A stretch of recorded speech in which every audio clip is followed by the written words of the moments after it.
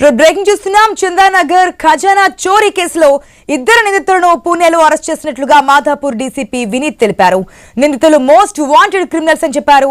బీహార్ కు చెందిన ఆశీష్, దీపక్ ను అరెస్ట్ చేశామని, మరో 5గురు పరారీలో ఉన్నారని డీసీపీ స్పష్టం చేశారు. సెక్యూరిటీ బలహీనంగా ఉందని గుర్తించిన నిందితులు పక్కాగా రెక్కి నిర్వహించి చోరీ చేశారని అన్నారు. నిందితులపై పక్క రాష్ట్రాల్లో అనేక కేసులు ఉన్నాయని, ఒక్కొక్కరిపై సుమారు 10 కేసులు ఉన్నట్లుగా చెప్పారు. అరెస్ట్ అయిన నిందితుల నుంచి తుపాకీతో పాటు బుల్లెట్లు స్వాధీనం చేసుకున్నట్లుగా తెలిపారు. అలాగే వారి నుంచి గోల్డ్ కోటెడ్ సిల్వర్ స్వాధీనం చేసుకున్నట్లుగా డీసీపీ వినీత్ వెల్లడించారు. ఖజానా జ్యువెలర్స్ చందానగర్ లో జరిగిన డకాయత్ కేసులో అంటే మార్నింగ్ 10:30కి ఒక 6 ఆర్మ్ అసైలెంట్స్ వచ్చి అక్కడ డిప్యూటీ మేనేజర్ ని కాల్ కి ఫైరింగ్ చేసి తర్వాత అక్కడి నుంచి ఐటమ్స్ ని దోచుకొని ఆ 7 పీపుల్ ఐడెంటిఫై అయ్యారు.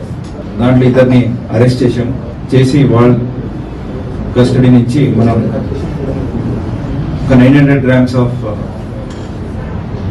Items, silver items gold coated, దాన్ని తీసుకోవడం జరిగింది, సీజ్ చేశాం. సో వాళ్ళ ఇద్దరిని కూడా జ్యుడిషియల్ రిమాండ్ చేశాం.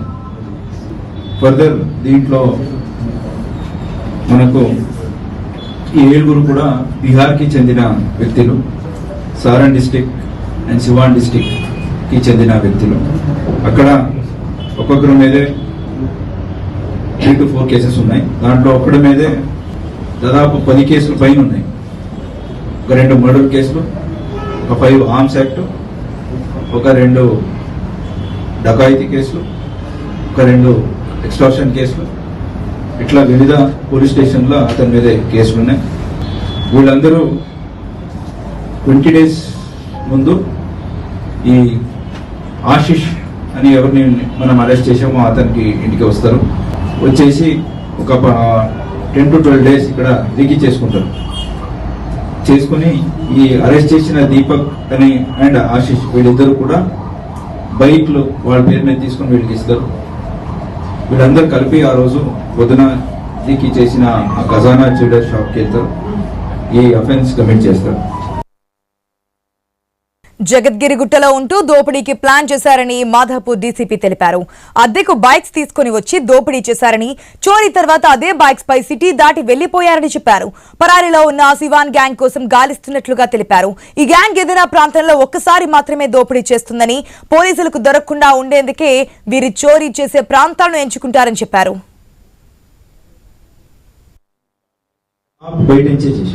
పోయిన లాకర్ ఉందని అక్కడికి వెళ్ళినాక తెలుసుకున్నాను.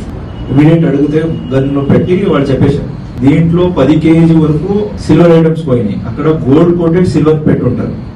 సో వాళ్ళు 10 kgలో దాన్ని తీసుకొని వెళ్ళిపోయారు. దాంట్లో వీళ్ళ దగ్గర అరెస్ట్ చేసిన వాళ్ళతో మనం 900 grams up to 1 kg మనం రికవరీ చేయడం జరిగింది. అంటే ఎవరెవరు ఏమి తీసుకున్నారో అట్లా తీసుకొని వెళ్ళిపోయారు. ప్రాపర్ గా పంచుకోవడానికి ఆ ప్రయత్నంలో మనం పెట్టుకున్నాం కాబట్టి ఇంకా వాళ్ళ దగ్గర కంప్లీట్ గా పంచుకోలేకపోయారు.